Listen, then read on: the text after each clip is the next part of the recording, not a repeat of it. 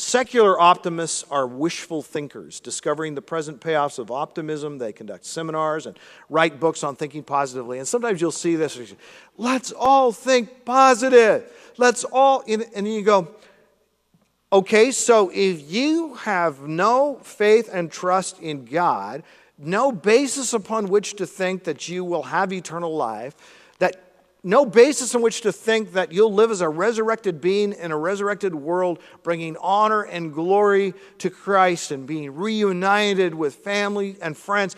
If all you've got is this life, be positive, be positive, be positive, you're going to die. It's going to all end. You're probably going to get a disease. And I mean, how many of your success seminar friends are still giving their success seminars when they're 120 years old? You know, so everything now becomes all about the dot, and there's no thought of a line going out from it. It's just a dot.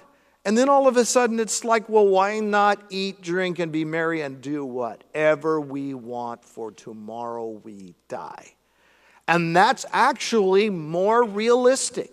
And now what often happens with worldviews is that even agnostics, even atheists, and I've had these conversations with them, they're arguing against the Christian faith, and I try to point out to them, but you know what? You're actually borrowing from the Christian faith in so many of your assumptions, because you're talking about, well, why would a good God allow evil and suffering? What is evil in your framework? If it's just survival of the fittest, what is good? What is evil? I mean, those concepts of good and evil you have borrowed from a theistic worldview.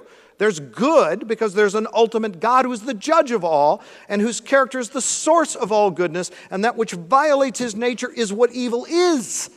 So how can you say someone did an evil thing because he murdered a bunch of people? Well, because it's not nice to murder people. Well, obviously you don't want to be murdered, but what's wrong with it? It's just the survival of the fittest. It's just somebody doing what they do. So without the Christian worldview, without the biblical worldview, so much of the positive thinking movement ultimately doesn't make sense.